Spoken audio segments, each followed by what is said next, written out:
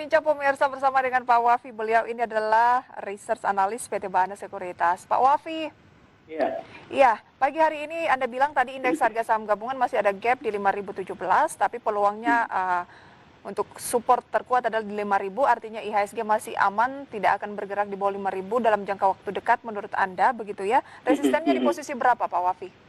Untuk resisten hari ini memang saya lihat ada di level 5.100 ya. Untuk sampai dengan akhir tahun sendiri memang saya lihat range-nya untuk resistance itu bisa mencapai kembali ke 5.500, tapi itu tergantung perkembangan nanti ya, terutama dari sisi makronya itu sendiri. Oke, tadi dikatakan bahwa pertumbuhan ekonomi akan sangat terpengaruh, ada peluang kuartal ketiga masih minus, artinya kita resesi, dan PSBB akan mempengaruhi pertumbuhan ekonomi di kuartal keempat. Apa yang harus diantisipasi dari informasi tersebut, Pak Wafi? Ya, tentu kalau kita lihat kan dengan kemungkinan kita masuk ke resesi di kuartal ketiga, tentu kan kita harus mengkalkulasi lagi ya kira-kira dampak resesinya kira-kira akan seberapa dalam, terutama kan kalau kita lihat dari data neraca perdagangan, terutama dari sisi impor kan trennya terus mengalami penurunan. Dalam artian ini tentu ada penurunan dari daya beli, inflasi, dan tentu dampaknya juga terhadap GDP atau PDB juga menjadi negatif juga gitu ya. Dan sementara kan kalau kita lihat angka PDB ini sendiri kan menjadi salah satu motor pertumbuhan ekonomi makro kita. Nah, kalau sisi positifnya kalau kita lihat sebenarnya dari sisi ekspor ya, ekspor komoditas kita kan sebenarnya masih cukup bagus, terutama didorong juga oleh positifnya beberapa harga komoditas ya.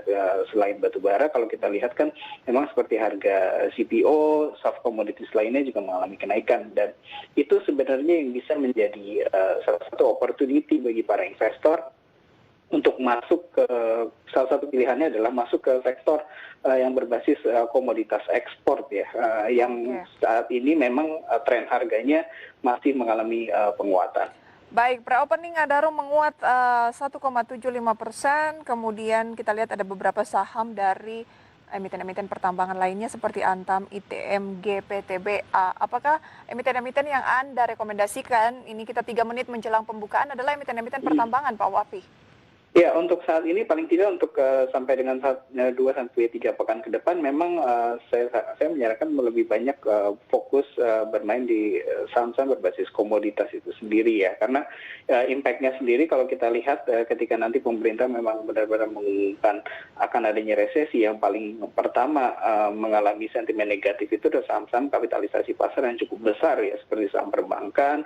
Kemudian saya lihat consumer juga masih memiliki potensi terkena koreksi juga yang di situ ya, kita harus mencari sektor yang masih safe haven, yang memang secara sentimen masih cukup positif. Tadi katalisnya adalah dari sisi ekspor, ini dari sisi komoditas, soft commodity seperti CPO, kemudian dari sisi harga soft batu bara, misalnya komoditas batu bara juga harganya perlahan-lahan mulai mengalami kenaikan juga. Migas juga saya lihat harganya semalam sudah mulai mengalami rebound, itu salah beberapa sektor sebenarnya yang bisa menjadi alternatif switching dari para investor. Baik. Di pre-opening pada pagi hari ini IHSG menguat tapi tipis saja 0,01% sambil menanti pembukaan tepat pukul 9, 2 menit lagi pemirsa ya.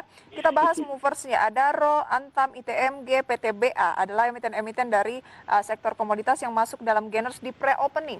Pak Wafi, yang paling Anda highlight dari emiten-emiten yang Anda sarankan tadi, maksud saya adalah sektor, Anda katakan ada komoditas seperti pertambangan, kemudian juga ada gas, ada yang berbasis CPO.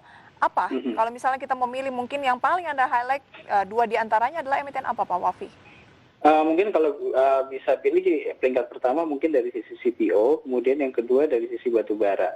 CPO kalau kita lihat memang tren harganya terus mengalami kenaikan, plus kita juga kan memiliki sentimen positif karena salah satu pesaing terbesar kita yaitu dari Malaysia kan saat ini sedang mengalami kesulitan output ya, dalam artian kekurangan tenaga kerja yang memang mayoritas dari Indonesia sebenarnya tenaga kerja panen mereka gitu. Dan dengan adanya pandemi COVID ini mereka menutup perbatasannya, tentu pekerja yang biasa memanen di mereka sedikit kesulitan untuk kembali bekerja di Malaysia, sehingga output dari CPO Malaysia sendiri perlahan-lahan mulai mengalami penurunan, dan itu menjadi opportunity bagi Indonesia.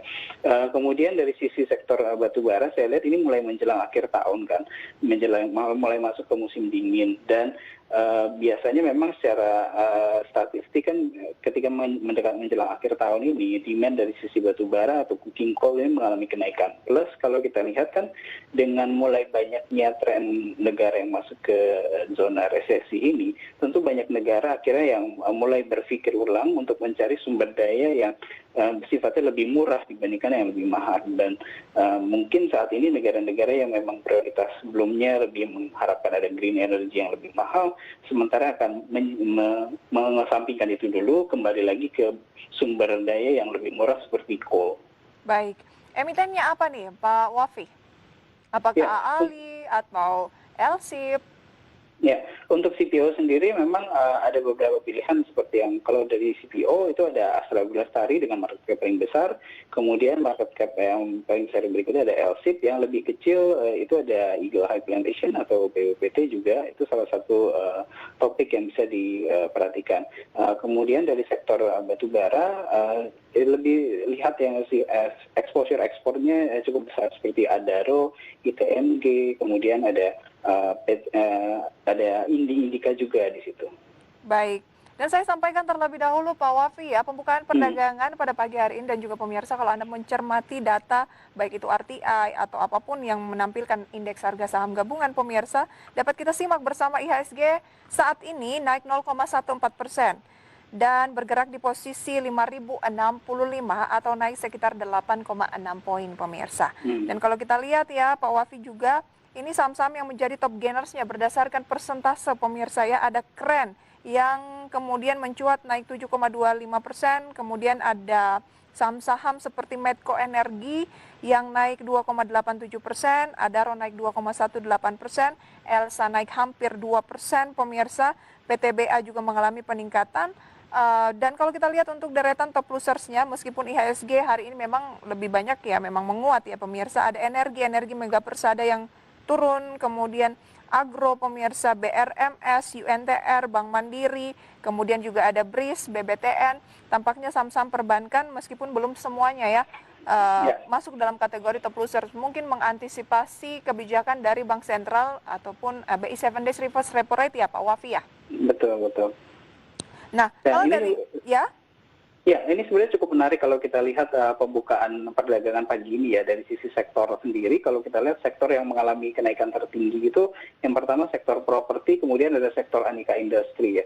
Saya lihat dua sektor ini memang mengalami katalis sentimen positif dari pengumuman kemarin pemerintah yang rencananya akan membuat pajak dari perumahan, rumah mewah dan juga pajak kendaraan, pembelian kendaraan mobil baru itu menjadi 0% ya. Namun yang perlu diperhatikan bagi para investor adalah dari sisi daya belinya itu sendiri. Jadi memang ini di satu sisi menjadi sentimen positif, namun perlu diperhatikan juga apakah sebenarnya dari sisi daya beli masyarakat kita saat ini mampu kemudian menyerap daya beli dari sektor perumahan yang memang kalau kita lihat kan sebenarnya salah satu sektor yang defensif terlepas lagi di kondisi saat ini, dan juga sektor otomotif. Jadi saya sarankan memang untuk sektor properti dan sektor otomotif ini sebaiknya diperhatikan dulu karena bisa suatu saat terjadi pembalikan arah. Artinya diperhatikan dulu ini di buy atau di wait and see, di hold dulu? Ya, jika ingin melakukan pembelian, saya tidak menyarankan untuk memegang posisinya dalam jangka waktu yang lama dulu, karena volatilitasnya masih cukup tinggi. Oke, jadi memanfaatkan sentimen sesaat saja, karena balik lagi ke fundamental, daya belinya masih rendah begitu ya? Betul. Oke, kita kembali ke analisis dari saham-saham yang Anda rekomendasikan tadi. Anda katakan dari CPO ada AALI, LSIP, BWPT, dari batubara ada Adaro, ada ITMG, dan Indika. Kita ke Adaro terlebih dahulu, Pak Wafi. Semenarik apa pergerakan dari emiten Adaro yang hari ini top gainers di 1165? Ya, kalau dari Adaro sendiri memang saya lihat peluang kenaikan untuk hari ini masih ada resistance di level 1220 ya untuk resistance Adaro hari ini. Untuk level supportnya sendiri memang saya lihat ada di 1130 untuk Adaro. Jadi supportnya sebenarnya lebih rendah dibandingkan harga opening tadi pagi. Baik, buy ya untuk Adaro? Ya, untuk Adaro posisi saat ini masih baik. Kita ke ITMG, Pak. Kalau ITMG semenarik apa dibandingkan dengan Adaro? Kalau untuk ITMG, kalau lihat posisi sekarang sepertinya sudah cukup tinggi karena kalau lihat openingnya juga memang lebih tinggi dibandingkan harga penutupan sebelumnya ya. Dan ini sebenarnya untuk sehari ini rawan terjadi aksi koreksi sebenarnya kalau terjadi pembukaan yang lebih tinggi dibandingkan harga penutupan sebelumnya. Biasa istilahnya disebut gap up. Untuk resistance-nya sendiri saya lihat ada di level 8.700 untuk ITMG dan level supportnya itu ada di level 8.300. Baik, selanjutnya Pak Wafi, kita ke Indika ya. Tadi Anda menyampaikan Indika juga menarik Ya. untuk disimak. Ya, untuk Indika ini kurang lebih sama ya seperti ITMG. Jadi rata-rata memang harga coal mengalami gap up untuk pagi ini ya, sehingga ini agak sedikit rawan terjadi aksi koreksi. Walaupun secara resisten saya melihat resistance Indika hari ini ada di level 1000, sementara untuk supportnya sendiri ada di level 900. Jadi masih ada upside sebenarnya untuk Indika. Oke, itu dia untuk emiten-emiten berbasis batu bara ya. Pak Wafi, Ya. kita ke emiten-emiten CPO, AALI, kemudian LSIP dan juga BWPT. Bagaimana proyeksi dari AALI? Ya, untuk AALI, untuk resistance hari ini saya lihat ada di level 11.100. Sementara untuk level supportnya sendiri saya lihat ada di 10.700 dengan rekomendasi untuk hari ini masih baik. Baik, masih baik ya. Ya. Kemudian LSIP, kalau misalnya memilih salah satu antara AALI dan LSIP tapi lebih ke jangka menengah ataupun panjang, mana yang lebih menarik? Sebenarnya untuk jangka menengah dan panjang, apalagi di tengah tren kenaikan harga CPO ini lebih diprioritaskan sebenarnya AALI dibandingkan LSIP. Kenapa? Karena mayoritas penjualannya AALI itu berbasis ekspor, sementara untuk mayoritas penjualannya LSIP itu masih diserap oleh induk usahanya itu Salim Infomas. Jadi Oke. bisa dibilang yang paling banyak mendapat keuntungan dari kenaikan harga CPO ini AALI dibandingkan LSIP. Berarti lebih bermain range saja untuk LSIP. Iya, untuk LSIP sendiri memang saya lihat untuk resistance hari ini ada di 1050, sementara untuk supportnya sendiri ada di level 960. Oke, Super 960, resisten di 1050 untuk hari ini ya. Apakah kita Ya. memang sebaiknya trading harian saja di LSIP? Untuk saat ini LSIP dan ALI sebenarnya mayoritas sih sebenarnya secara keseluruhan saham berbasis CPO ini masih bisa dipegang oleh para investor sampai dengan paling tidak 2 sampai dengan 3 bulan ke depan ya. Jadi setelah 3 bulan itu saya melihat memang mulai ada tren kenaikan dari sisi produksi dan inventory mengikuti dari musim hujan juga, sehingga saya melihat ada peluang koreksi dari sisi harga CPO-nya itu sendiri. Jadi sampai dengan 2 sampai 3 bulan ke depan sebenarnya masih bisa melakukan akumulasi pembelian untuk saham-saham berbasis sawit. Oke, saat ini levelnya di level psikologis ya, di posisi 1000, tapi agak turun lagi nih Pak, 995, masih agak volatile di posisi-posisi itu. Baik, BWPT juga hari ini mengalami penguatan Pak. Semenarik apa Ya. mencermati emiten Eagle High Plantation atau BWPT, naik hampir 2%. Ya, untuk BPT sendiri memang level resistance hari ini saya lihat ada di 116, sementara untuk level supportnya saya lihat ada di 102 ya. Dan trennya sebenarnya masih lebih positif. Jadi kalau diurutkan antara 3 seperti ALI, LSIP, dan BPT, mungkin urutan yang pertama ALI, yang kedua BPT, dan ketiga LSIP. Oke, justru BWPT lebih di atas, lebih prioritas dibandingkan dengan LSIP kalau berbicara rekomendasi dari Pak Wafi ya. Iya, karena secara fundamental juga penjualannya lebih banyak ke pihak ketiga ya. Jadi dia masih bisa mengoptimalisasikan dari tren kenaikan harga. Oke, itu dia rekomendasi dari Pak Wafi pemirsa mengenai emiten-emiten khususnya dari sektor komoditas, batu bara, kemudian juga ada dari sektor perkebunan. Namun sebelum kita jeda begitu, kami akan tampilkan informasi seputar top gainers maupun juga top losers pada pembukaan pada pagi hari ini pemirsa. Yang menjadi top gainers adalah Kren, tadi sempat naik 3,2%, Adaro 2,6%, BES dari sektor properti naik 2,3% dan Elsa 2,89%. Di posisi-posisi bisa Anda cermati di layar televisi Anda. Top losersnya pemirsa ada KBAG turun 6,17% di 76, Energi turun 5,26% di 54, kemudian INKP turun 1,6% di 9.250, Pura turun 3,55% di 136. Market opening masih akan kembali pemirsa sesaat lagi.